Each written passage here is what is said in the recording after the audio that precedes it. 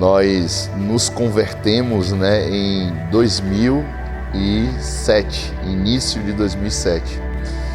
E ali na cidade de Itacaré, no Bola de Neve, né? E nesse momento nós começamos, né, uma nova história, uma nova vida. E algum tempo depois, em 2010, né, nós começamos a vir a Ilhéus. Não foi isso? Foi exatamente. Em 2010, né, a gente teve esse desafio, essa proposta, né? Eu me lembro muito bem que eu estava na escola, saindo, e aí você foi me pegar, que o pastor queria uma reunião com a gente na padaria, lembra? Padaria. Na padaria, do lado do meu trabalho, e aí ele perguntou para você. Na verdade, o que mais me chamou a atenção foi quando ele falou assim: e aí, vocês querem ficar aqui ou vocês querem voar? Porque o que Deus tem para a vida de vocês, você lembra? É algo grande e eu não consigo te imaginar aqui, isso o pastor falando pra gente, né? E ali eu comecei a tremer, eu olhei para ele e aí a gente resolveu aceitar, né? Aceitar, exatamente isso. E em maio de 2010, 19 de maio de 2010, nós fizemos a primeira célula, a primeira reunião em Ilhéus, na casa de Ritinha, né? Por isso que ela é apelidada de Matusalém. Ela foi nossa primeira ovelha quando ainda éramos diáconos, né? Exatamente. E aí todo mundo falava, né? Rapaz, as coisas estão acontecendo muito rápido na vida de vocês, né? Diante de Deus. Vocês chegaram ontem na igreja literalmente rápido mesmo, porque a gente, na verdade, nós acreditamos, né? Nós mergulhamos de cabeça, a gente aceitou aquele convite, aquela chamada, e aí as coisas foram desabrochando, né, amor? Foram momentos preciosos. Nessa primeira reunião, foi um divisor de águas, porque era baseado na fé, uma reunião em uma casa, na Urbis, né, na casa de Ritinha, e 3 pessoas participando, né? Então, a partir da decisão de nascer uma igreja, que o Bola de Neve ela acredita nisso, isso realmente foi um divisor de águas, foi algo que veio a marcar a nossa história. A primeira reunião, me lembro da roupa que eu estava com a calça do exército. Me lembro da minha mão. Eu estava com a calça do exército, com a camisa, né, gola polo, meio verde, e ali nós tivemos a primeira reunião. Eu me lembro que tinha um quadro lá, né, na parede da casa de Ritinha, que para onde a gente ia, o quadro nos acompanhava. O quadro acho que da mãe, do pai de Ritinha, ainda vivo. Jesus Cristo, né? Era um quadro, né, da imagem de Cristo 3D, e os olhos dele ficavam mirando a gente, né? Mas isso nunca foi um problema para nós. Nunca. Foram momentos ali maravilhosos.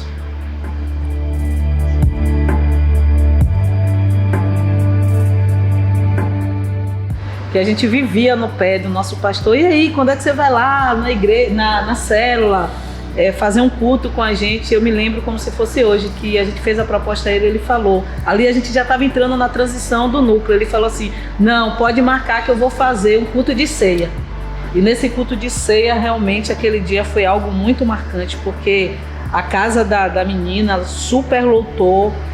Tinha gente até no passeio, né? O pastor alemão tinha umas 20, 30 pessoas numa garagem. E ali eu pude notar que ali foi um divisor de águas. Também. Né? Foi um divisor de águas, foi muito marcante, porque houve um selo naquela reunião. E depois daquela reunião, Deus começou a mover, né? Deus começou a literalmente, a pedra viva, né? Começou a nos direcionar, começou a nos consolidar. E dali a gente já estava no plano de virar um núcleo, porque realmente a casa da menina já ficava insustentável. A característica do núcleo é justamente já ter uma carinha de igreja. Cadeiras arrumadas, uma prancha como púlpito, eu ministrando em pé, a gente já, né, ministrando arrecadação para que a igreja ela pudesse ter uma proposta de alugar um espaço. Então, nós ficamos em torno de uns 6 meses como célula nessa casa, e depois mais uns 6 meses como núcleo até a igreja nascer. E aí abriu, né, o núcleo, a gente conseguiu alugar ali como é o nome da casa da Albuquerque, aquela rua ali? Rua Barão de Rio Branco. Na Barão do Rio Branco, e aí começou. A gente chegava, a gente fazia tudo, né? A gente chegava antes, limpava a igreja, arrumava a igreja, e aí eu me lembro que eu fazia intercessão, depois Itinha entrou, essa moça também que nos acompanhava fazia parte da intercessão, e aí as coisas foram tomando cara de igreja. Ficamos 3 meses Foi isso mesmo. com a igreja aberta e ela só abria dia de sábado. E aí foi um outro rompimento, quando nós transferimos o culto para domingo e mais uns 2 meses nasceu o culto de quinta-feira. Então foram estações, né, de rompimento, de estabelecimento, foram momentos assim que não dá para tirar nada. Se tirar uma peça, Sim. se tirar um momento desse, se tirar uma estação dessa, um ciclo, um tijolo, é como se não fizesse sentido. Na minha opinião, foi a vinda de Benjamin, né? Que foi algo marcante na nossa Foi algo caminhada. incrível, foi a gravidez, Assim, né? Foi mais um divisor de águas que nós vivemos como igreja. O milagre de Benjamin foi algo mais incrível que nós vivemos, porque Isso. nós estávamos já há 19 anos juntos, né? Mesmo sem Cristo, mas há 19 anos juntos, e a pastora realmente não podia engravidar de jeito nenhum, diagnósticos, mais diagnósticos. Então a gravidez, né, da pastora foi algo muito incrível, incrível.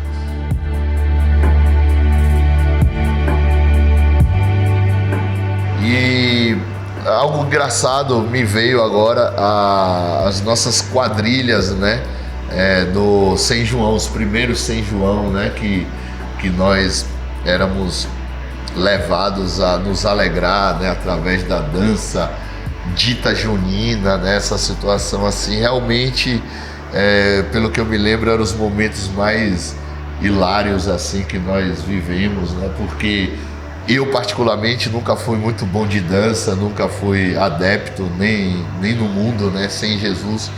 Mas com Jesus nós temos ânimo para tudo, né? Então... Não, lembrei. Algo engraçado assim também, né? Concordo com você, que uma vez aconteceu que o cara chegou para entregar o material, as cadeiras da igreja. Certo. Isso foi engraçado. Você lembra? Lembrei. Não, essa daí foi engraçada.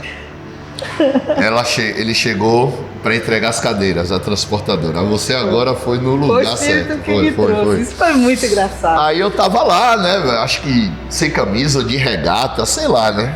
Não tinha nem rabo de cavalo. Mas ele chegou lá para entregar as cadeiras, né? A transportadora. Aí ele falou: eu vim entregar as cadeiras à igreja, né? Eu falei: opa, eu sou o pastor. Aí ele chegou para mim assim: velho, não brinca com essas coisas não, velho.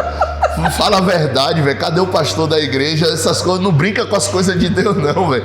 Eu falei: não, velho, eu sou o pastor da igreja, velho. Isso não é brincadeira, não. Ele falou: velho, para de brincar, velho. Eu não tô aqui para brincar, eu preciso entregar as cadeiras pro pastor. E naquele momento... Você pode ser tudo, menos pastor. E naquele momento, eu nem me lembro como eu consegui convencer ele de que eu era o pastor da igreja, né? E foi isso aí mesmo. Foi um dos momentos mais marcantes mesmo, nesse momento de igreja.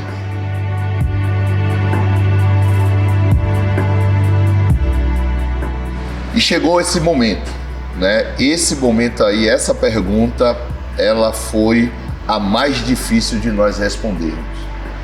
Porque o núcleo tinha nascido, a igreja estava nascendo, tinham pessoas nos esperando, uma cidade nova para nós como residência. E é como, eu vou sintetizar, foi como um corte do cordão umbilical.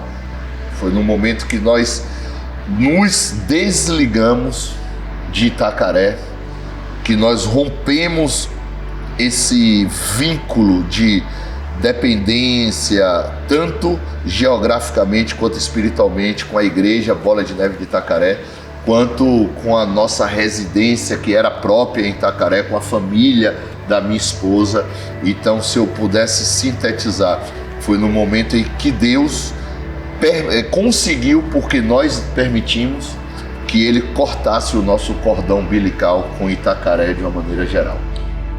Eu me lembro como hoje, quando a gente arrumou o nosso caminhão de mudança, quando a gente olhou para trás, deixou a nossa casa lá em Itacaré, no bairro da Passagem, e viemos a morar na Barreira, e rompemos a barreira. Foi mesmo um rompimento, literalmente, né? Porque foi dolorido. É justamente por isso, né? Porque nós éramos muito ativos na igreja, sabe? A gente tinha uma vida na igreja, literalmente, né? Mas foi necessário, né? Foi necessário. Então, na caminhar verdade, com Cristo sempre vai ter esses momentos de sacrifício e de renúncia, né? É fé, Renunciar, né? Fé, exatamente. Fé ainda é, e acreditamos... Sabe aquela história, não tem plano B, já era, não tem uma bifurcação, é aquilo ali e pronto. Pronto, não tem plano B. Não tem plano B. Não existe plano B.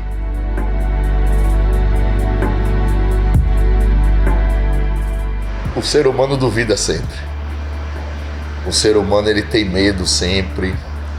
É uma briga, o homem natural e o homem sobrenatural. Então, em diversos momentos, eu tive dúvida. Acredito que a querida Jana também.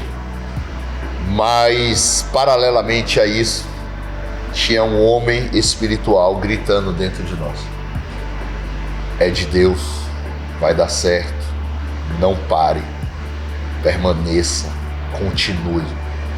Então parece uma simbologia bem infantil. É como se fosse aquele desenho animado do Pica-Pau. Você tem um anjo do bem e um anjo do mal, né, te dizendo que você deve parar. Não vai dar certo. E o outro falando vai. É o Espírito Santo, né? E o homem sentimental, almático, querendo desistir. Exatamente isso.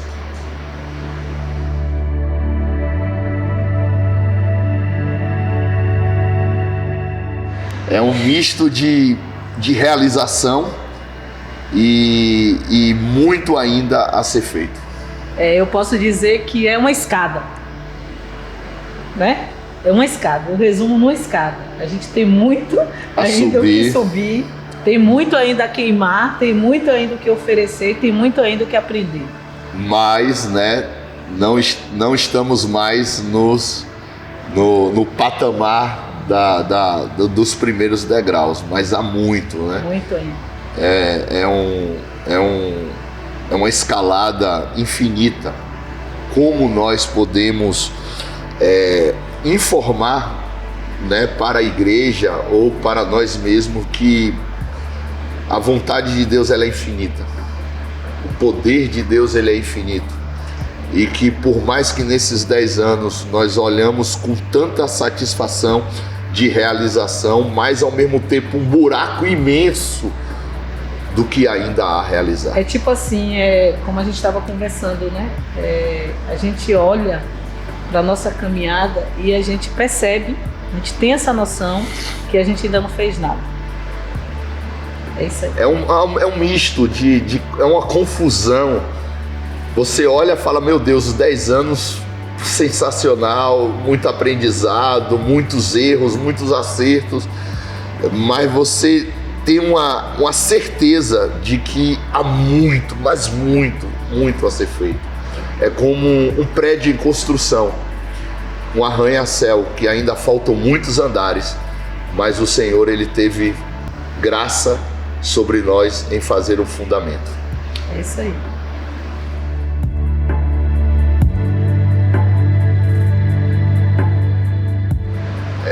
Essa pergunta, ela vem da outra, né?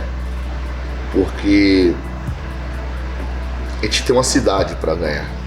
A gente tem aprendido que uma igreja, ela não pode ser essas 4 paredes.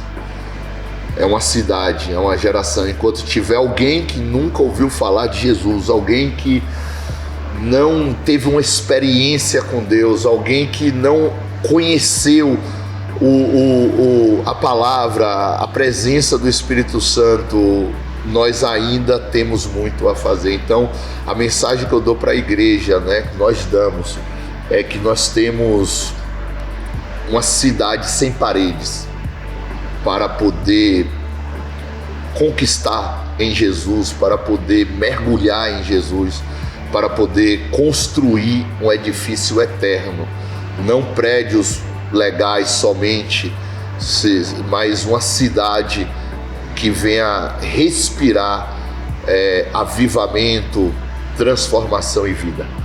Exatamente isso. E isso depende, né, de um espírito renovado.